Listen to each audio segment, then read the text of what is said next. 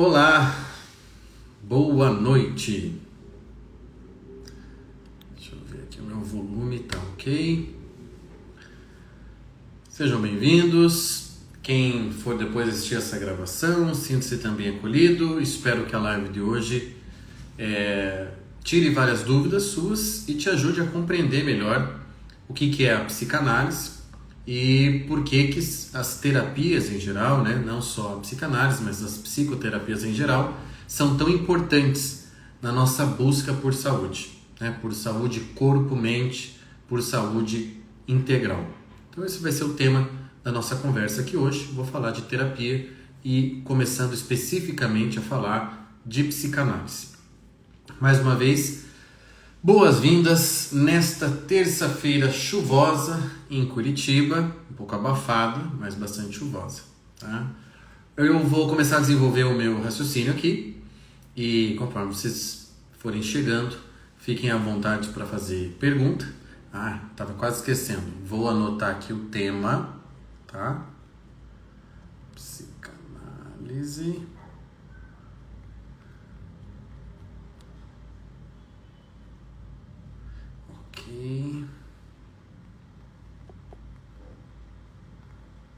Pronto, integrativos, eu estou tentando aqui, mas o corretor não está me deixando. Integrativas, ok. Muito bem, fixar comentário. Agora sim, vamos lá? Valendo? Para entender psicanálise, para entender por que a psicanálise e outras estratégias, outras abordagens de saúde não convencionais, vamos chamar assim, né? Como a homeopatia, que não é considerada medicina convencional, por que elas sofrem tantas críticas? Por que tem tanto problema? Por que tem tanta perseguição na mídia? Tem tanto livro aí saindo só para falar que psicanálise não é científica, que homeopatia não é científica, que isso e aquilo não são científicos, portanto não merecem a confiança do público, né? Então a gente precisa entender uma coisa. Olha só, o ser humano, vamos começar com a antropologia, o ser humano é uma realidade complexa, o ser humano tem dimensões nessa realidade.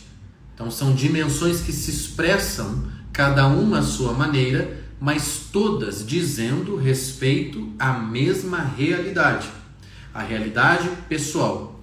Então se perguntarem para você, qual é o nome da realidade humana, ou o que é a realidade humana, você vai dizer, é a pessoa. A pessoa é o nome que nós damos para uma realidade humana particular. Então aquela ali é uma pessoa, é o nome daquela realidade, ok? Esse nome contém isso tudo que eu estou falando. Tem dimensões, toda pessoa tem dimensões, então uma dimensão mais evidente, patente, física, manifesta, nosso corpo, ok? Como ela tem também outras dimensões mais sutis, e aí eu fiz uma live semanas atrás sobre realidades sutis, procura aqui no Instagram.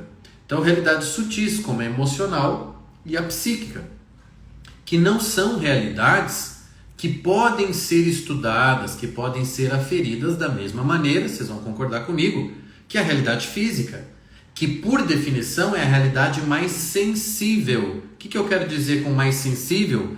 Mais facilmente percebida pelos 5 sentidos. Eu não estou dizendo que realidades emocionais ou psíquicas não possam ser percebidas. Só estou dizendo que é mais evidente, é mais patente.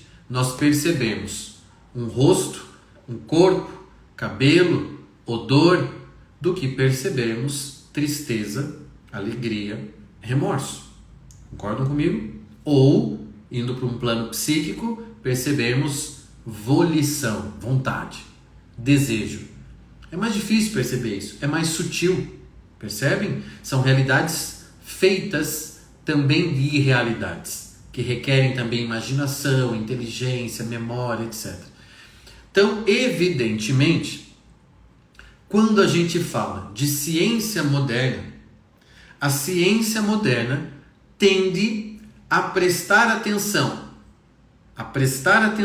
e a estudar, a analisar, porque ciência é feita de análise, aquelas realidades que podem ser melhor percebidas, metrificadas pela ciência, em laboratório ou fora de laboratório, mas seguindo o método científico. Ou seja, o que é mais fácil para alguém de pensamento científico, para alguém que segue um método científico, um sistema científico segundo Newton, um sistema moderno científico, e não ciência antiga, ciência moderna?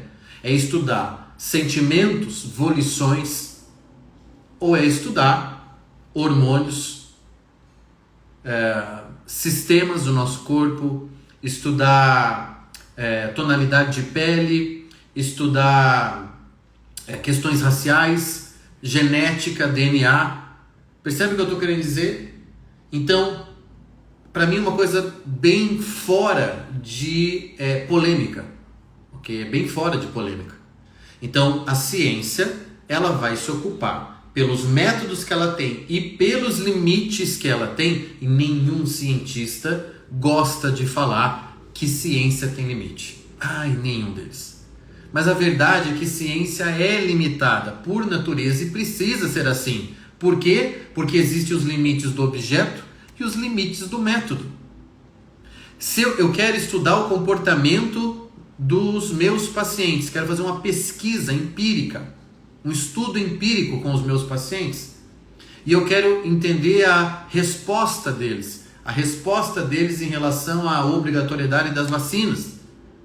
Você entende que para eu fazer esse estudo de psicologia, é muito mais fácil eu fazer o estudo na parte mais patente, mais evidente das realidades dos meus pacientes, ou seja, o que eles falam, o que eles manifestam, o que se torna sensível, o que tem fenômeno a respeito das vacinas. Eu concordo, eu não concordo, eu acho absurdo, eu não acho que tem que ser obrigado, eu não acho que tem que ser obrigado, né? Estudar as manifestações evidentes do que as sutilezas das coisas não ditas. O que meu paciente está pensando realmente sobre aquela situação, e não o que ele está dizendo. Estudar o que o meu paciente está pensando é mais difícil do que estudar o que o meu paciente está dizendo. Entende? Pela descrição e sutileza das coisas aqui. Então, o que nenhum cientista gosta de admitir, em geral, mas tem os cientistas mais honestos, mais sérios, que admitem com muita facilidade, porque não é vergonha, não é problema nenhum. O que a maioria não gosta de admitir na academia é que ciência tem limite. Seja pelo objeto, a coisa estudada tem seus limites, não dá para ir para além dos limites da coisa. Tá? Então, se eu vou estudar o comportamento das células, as natural killers que nós temos dentro de nós, que trabalham no sistema imune. Se eu vou estudar o comportamento das natural killers, tá? Das nossas células de defesa, fazem parte do nosso exército de defesa, eu não vou estudar porque é que o dono daquelas natural killers, eu, você ou qualquer outro, não quis usar um cachecol no inverno e ficou exposto ao vento e ficou resfriado. Você entende o que eu estou querendo dizer? É tudo uma realidade só, porque aquele sujeito, aquelas células estão dentro dele.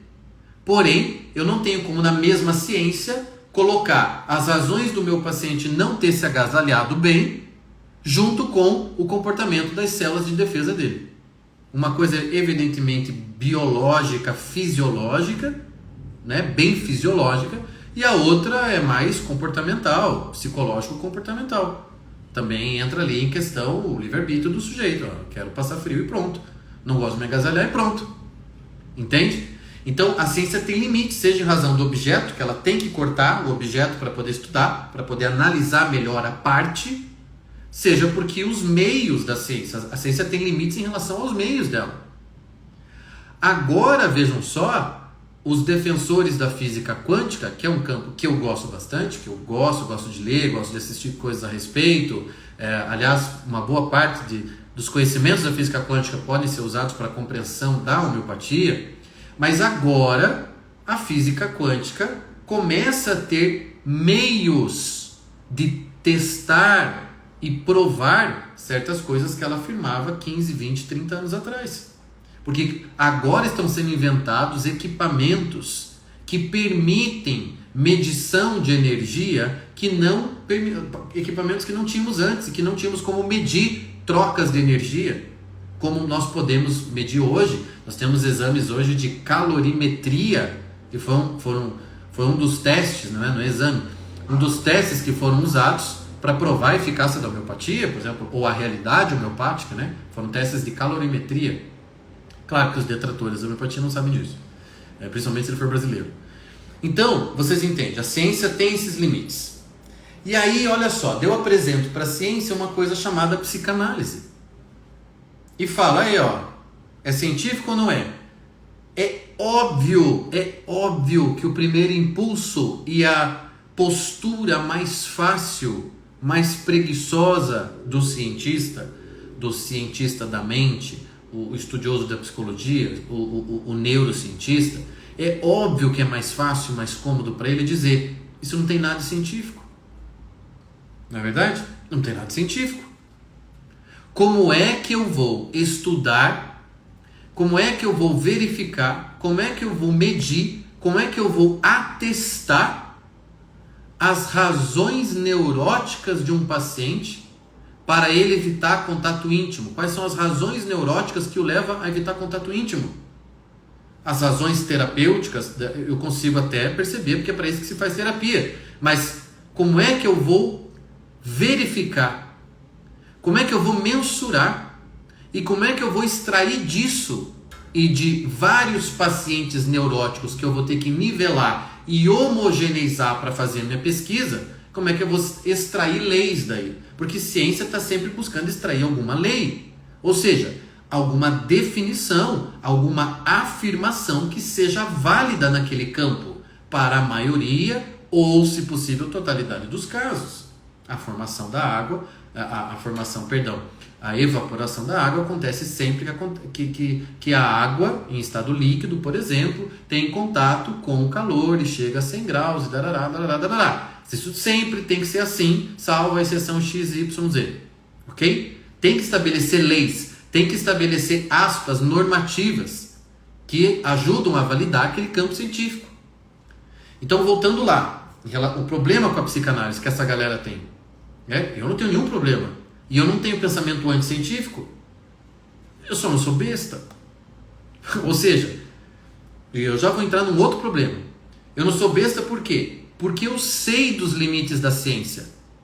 Eu sei que a ciência vai ter enorme dificuldade para mensurar, verificar, testar questões de subjetividade. Olha só, gente. Questões de subjetividade. O que é que você mais trata em análise, em psicanálise? Quando você faz lá seu encontro semanal com seu psicanalista, você trata questões de subjetividade, questões de foro íntimo, que tem expressão, claro, na sua vida concreta, prática, social, etc.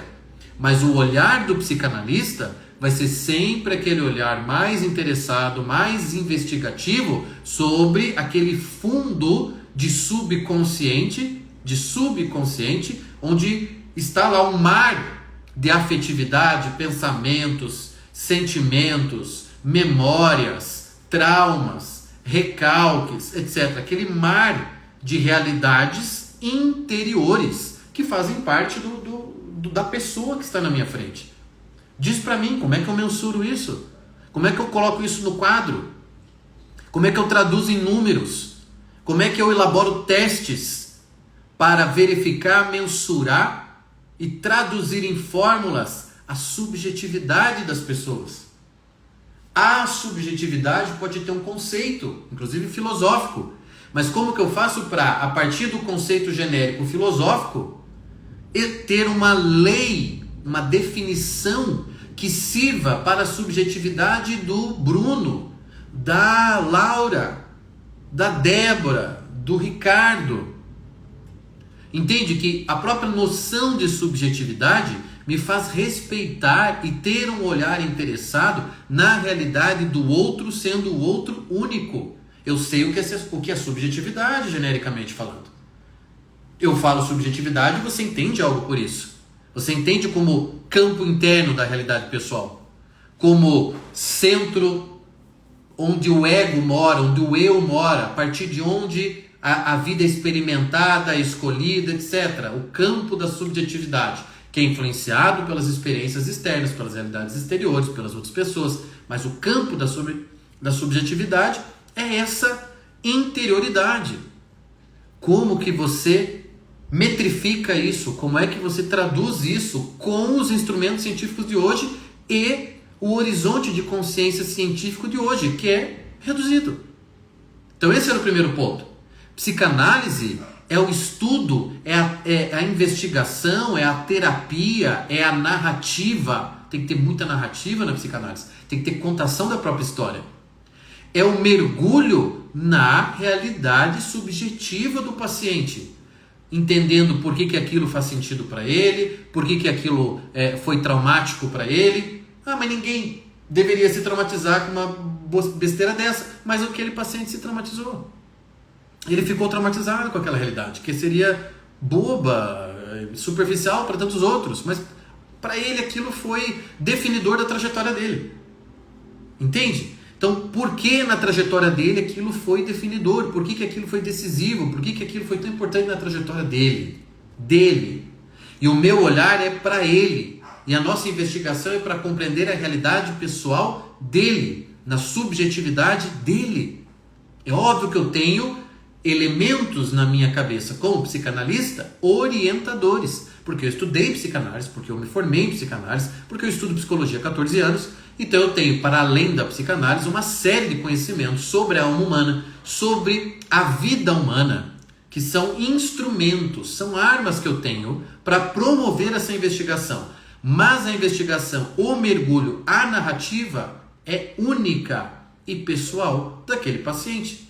Então, o que quer que eu diga sobre psicanálise são conceitos, são apreciações genéricas e que vão carecer sempre daquele tipo de comprovação que cientista gosta e que Fantástico da Rede Globo também gosta. Ok? Então, esse era o primeiro ponto. Psicanálise é uma terapêutica da subjetividade. E como terapêutica da subjetividade, escapa, arredia, percebe? Arredia aos olhares limitados e metodológicos da ciência. Tudo bem até aqui? Você mergulhar na subjetividade é algo muito difícil de ser feito cientificamente. Por isso que um bom psicanalista, um psicanalista que vale a pena mesmo você conhecer e se tratar com ele, não é um psicanalista que leu todos os livros de Freud, pai da psicanálise. Não é necessariamente esse cara. Eu não li todos os livros de Freud. É um sujeito que entende psicanálise, que fez a sua formação, que estudou, que conhece a técnica psicanalítica, porém é alguém sensível. Tem um Reels meu sobre isso, sobre o que eu considero indispensável para um terapeuta, né? Então vale para qualquer terapeuta. Ele é sensível, ele consegue captar a realidade do outro, ele consegue ler a realidade do outro, ele é sensível à presença do paciente. Entende? Ele não tem a ânsia de definir o paciente ou encaixá-lo em gavetinhas didáticas, conceituais. Percebe o que eu estou querendo dizer? A realidade humana é maior do que isso. A realidade daquele paciente é maior do que todas as teorias de psicologia juntas. Junte a psicanálise, junte o junguinismo, junte, junta Viktor Frankl, junta toda behaviorismo, junta tudo que você sabe que existe de psicologia. Todos os tratados de psicologia juntos não dão uma pessoa. Ou, dito de outra forma, uma pessoa, uma realidade humana, uma realidade pessoal é maior do que todos os tratados de psicologia. E ninguém, como dizia Olavo de Carvalho, nenhum autor da psicologia conseguiu escrever um tratado, um livro, propor uma teoria psicológica que desse conta da realidade humana. Então, cada terapia, cada linha terapêutica vai ter uma perspectiva. Como a behaviorista tem a perspectiva em relação ao comportamento humano. E esse olhar para o comportamento visto de fora, percebido socialmente, percebido pelo observador externo. Por que o fulano está sempre ali fazendo aquilo? Por que ele é cleptomaníaco? Geralmente, terapeutas comportamentais são ótimos para esses casos. ele é cleptomaníaco, ele tem restrição alimentar, ele tem, entende? Questões comportamentais que podem ser resolvidas com técnicas comportamentais. Assim como tem o sujeito que está lá arrasado na vida porque não encontra sentido nela e vai procurar um logoterapeuta. Mas você entende que cada um está olhando um aspecto e está priorizando aquele aspecto. O aspecto que a psicanálise olha, prioriza e permite o mergulho e a investigação é o da subjetividade. E isso sim é arredio ao método científico. Não é nenhuma ofensa à ciência, os cientistas, dizerem, mas a psicanálise não é científica. Mas quem disse que ela quer ser? Quem disse que ela quer ser? Eu sei, o pai da psicanálise foi um médico, um psiquiatra. Mas veja, ele tinha a mente dele tão aberta para a época, Freud, porque o pessoal é acostumado a falar muito mal do Freud, mas vamos falar bem também, né? Ele tinha a mente tão aberta, um cara tão com um horizonte, né, maior do que a média, que o sujeito começou a desenvolver a hipnose, que carecia de todas as bases científicas na época. O trabalho de Freud, o trabalho inicial dele é com hipnose. E até hoje isso é discutível cientificamente.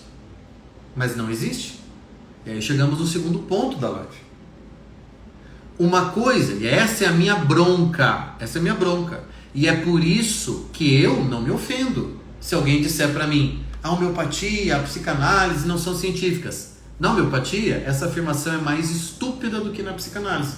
Porque na homeopatia, apesar dela não pretender e não precisar de comprovação científica, nós temos uma miríade de estudos sobre a ação dos remédios homeopáticos em situações concretas, com estudos de duplo cego, entende? Estudo randomizado. Nós temos pesquisa em homeopatia séria sendo feita no mundo. Então, assim, é ainda mais estúpido você dizer que a homeopatia não é científica. Mas vamos lá. Vamos pôr tudo no mesmo balaio, né? Que são as minhas duas principais áreas de atuação, psicanálise e homeopatia. Não me ofendo se alguém disser, mas o que você faz não é ciência. E eu vou devolver, quem disse que é o que eu queria fazer? Quem disse que eu queria ser um cientista? Nada contra a ciência, volto a dizer, sou doutorando em nutrição. Eu estou dentro da academia. Eu não tenho nada contra a ciência. Eu estudo artigos científicos e viés científico das coisas. Por quê? Porque eu não quero excluir, eu quero acrescentar, eu não excluo coisas, eu não excluo dimensões. Nesse próximo fim de semana, vou passar sábado e domingo assistindo palestras sobre tratamento de câncer, medicina integrativa e o câncer. Qual vai ser a abordagem lá que eles vão apresentar? 99% dos palestrantes e professores? A abordagem cientificista, suplementos, pesquisas mostrando que exercício físico ajuda no combate ao câncer ou a preveni-lo, etc. Quais suplementos você deve tomar, por que você deve manter o corpo desinflamado, a inflamação também está ligada ao câncer. Quer dizer, pensamento científico, abordagem científica, eu vou ficar 2 dias ouvindo palestra sobre isso. Tudo bem, é óbvio que eu tenho interesse nisso. Mas olha só o segundo ponto da live. Quem disse que é verdadeiro aquilo que é científico e ponto? Nós temos 2 problemas com essa afirmação. Quando nós confundimos afirmações científicas com a verdade. Ciência erra. A história está aí para nos mostrar com exemplos e mais exemplos. É pródiga a história. Que a ciência erra. A ciência afirma coisas e desafirma depois. Ok? E ciência mesmo é aquilo que faz o cara publicar um artigo e esperar a enxurrada de crítica dos seus pares. Os seus pares têm que criticá-lo. Ele publica algo numa revista científica, num site científico, e ele espera a enxurrada de martelada que ele vai levar. E é assim mesmo. Tem que ser. Porque é na dialética, na afirmação, na contra-afirmação, na soma de perspectivas, no debate, na academia, é assim que o conhecimento científico vai sendo construído. Então isso é outra coisa que valeria um parênteses, né? Essa ciência que é portadora de verdades absolutas e não aceita contrariedades, discussão, que não aceita questionamento, isso não é ciência. Se o sujeito está afirmando algo, ele é cientista, ele é médico, ele é nutricionista, ele é infectologista, ele está afirmando, mas ele não aceita ser contrariado ou questionado no que ele está afirmando, ele não está praticando ciência. Por definição, a ciência é isso. Essa afirmação e a contraafirmação, o debate, o senso e o contrassenso. Entende? Isto é fazer ciência de verdade. É tentar ir atrás de dados e conclusões robustas. E para isso, olha, bater a cabeça e aceitar crítica. E levar os trabalhos para as pessoas criticarem, ir até congressos, ver o que as pessoas dizem do que você está pesquisando. É isso, gente. Isso é normal, isso é o pensamento. E isso é extremamente bom, positivo. A gente precisa que isso aconteça. O conhecimento científico depende disso. Agora, então, por que é errada a frase ciência é verdade? Porque ciência erra. E 2, porque a verdade se revela também de outras formas. Ora bolas. Ora bolas. Ou a verdade é essa coisa previsível, chata e entediante, que só se comunica numa forma. E só se revela numa conversa, num método, numa abordagem que é científica. Então, qualquer coisa que religião afirme, qualquer coisa que terapias integrais, medicinas alternativas, qualquer coisa que isso diga, que a arte afirme, que a arte propõe, não é verdade. Por quê? Porque não passou pelo crivo científico. Vocês conseguem perceber o tamanho da estupidez? Mas assim, é gigantesca a estupidez disso. Eu estou tentando não usar a palavra burrice, mas é que é mais forte do que eu. Eu não consigo não chamar alguém que pensa assim de burro. Entende? Eu sei que eu não devia, que eu tenho que acolher, que eu tenho que... Mas é que é muita burrice. Você ter um podcast para chamar alguém que vai usar meia dúzia de artigos científicos para demonstrar que a homeopatia é placebo. Porque pelos seus métodos atuais, pelos seus limites atuais e a sua capacidade de aferição, a homeopatia não traz os resultados, não demonstra os resultados que você considera os viáveis, os que têm validação para ser chamado científico. Então, logo, diz o cientista, homeopatia é placebo, ou isso não existe. Psicanálise não é científica. A afirmação não é idiota, né? Psicanálise não é científica. O problema é que a gente sabe o que o cientista que faz essa afirmação, o que ele está querendo dizer. Ele está querendo dizer não vá atrás disso. Ou procure uma corrente psicológica científica. É de uma estupidez, gente. Nós estamos falando de subjetividade humana. E quando falamos de verdade científica ou da verdade, nós temos que lembrar que a verdade é maior do que a ciência. E que a ciência é uma forma de perseguirmos a verdade. E podemos ter contato com ela, podemos traduzir algo da verdade cientificamente. Se houver honestidade, esforço, debate, nós podemos traduzir cientificamente aspectos da verdade. Agora, o que eu acho a burrice colossal são esses sujeitos de pensamento cartesiano, né, que o cérebro já diminui um pouco de tamanho quando ele é cartesiano. Então, essas pessoas de pensamento cartesiano fechado cientificista no pior sentido de cientificista, ou seja, só existe o que a ciência diz, certo? Quando essas pessoas, elas realmente acreditam que o que elas produzem nos seus laboratórios, nos seus institutos, é a verdade. E elas comunicam aqui no Instagram, porque hoje a gente tem um monte de cientista no Instagram, elas comunicam aqui aquilo com áreas de sacralidade. Quer dizer, não podemos desconfiar, não podemos questionar. Porque saiu mais um estudo randomizado dizendo que, sei lá, a psicanálise não trata a ansiedade, não tem efeito na ansiedade das pessoas. Eu não posso questionar. Aquilo é verdade. Ou se eu quiser questionar, tem que questionar com outro estudo científico. Gente, como é que você faz um estudo científico para aferir mudanças na percepção da ansiedade dos pacientes de psicanálise? Meu Deus do céu! Vocês entendem isso? De novo, atravessamos a linha, chegamos no campo da subjetividade. Como é que você traduz em números isso? Como é que você Como é que você se sente tão à vontade matematizando a vida humana dessa forma, diminuindo ela a isso? E aí tem todo outro campo, que eu acho que quem pratica terapias, como eu pratico terapia integrativa, em que eu alio abordagens, quem é psicanalista, ou quem pretende ser psicanalista, quem pratica medicina ayurveda, quem pratica medicina tradicional chinesa, quem pratica aromaterapia, todo esse povo tem que entender, e tem que tomar consciência disso, e tem que saber defender esse ponto. Não é baixar a cabeça, não se deve baixar a cabeça para esse tipo de coisa. Tem que saber defender essa perspectiva. Olha, a gente não é inimigo. E olha, nós temos aqui uma atitude mais humilde diante da verdade, que é a atitude a verdade pode se manifestar de diferentes formas. A verdade está num poema de, Castro Alves, para homenagear um brasileiro, Cecília Meirelles. A verdade está na relação de amizade de dois grandes amigos. A verdade está no rito religioso.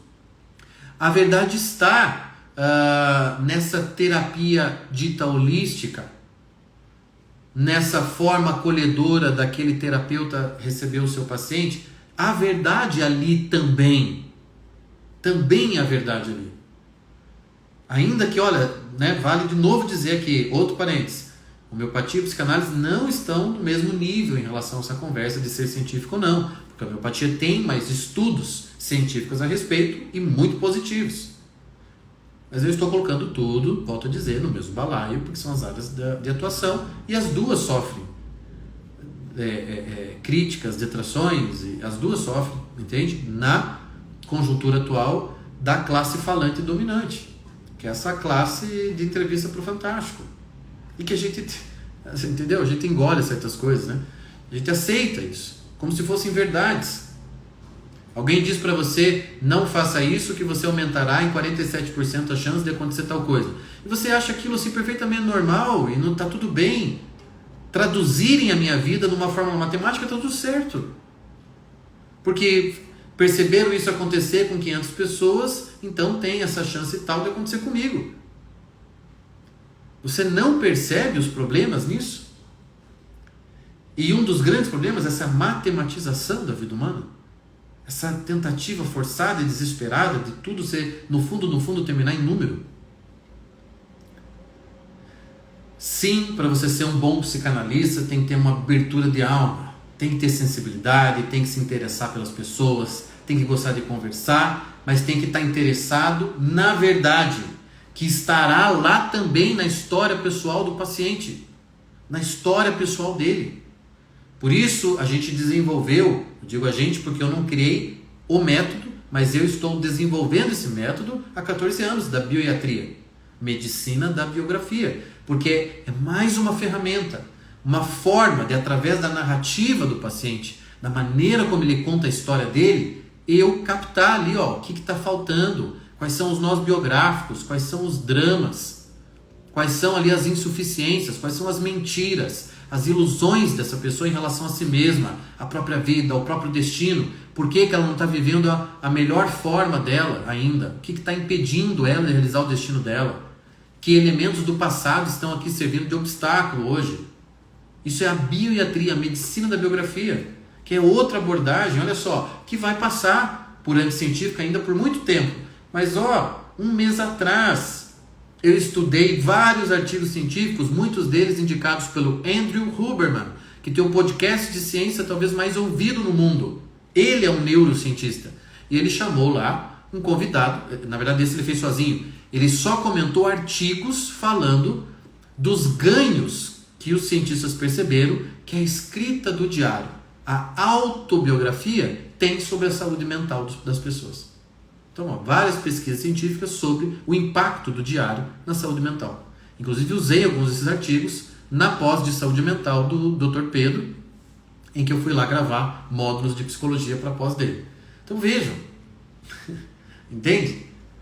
Não é científico hoje, pode ser que se torne amanhã, mas a grande questão é, eu vou pautar a minha ação pelas permissões científicas? Não, isso eu faço se eu estou olhando numa dimensão, num campo estritamente fisiológico, por exemplo.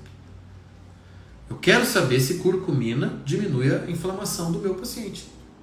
Então eu tenho obrigação de ler a respeito dos efeitos da curcumina no meu paciente, ou nas pessoas em geral. Que pesquisas foram feitas sobre curcumina? Como suplemento anti-inflamatório, como ativo anti-inflamatório. Entende?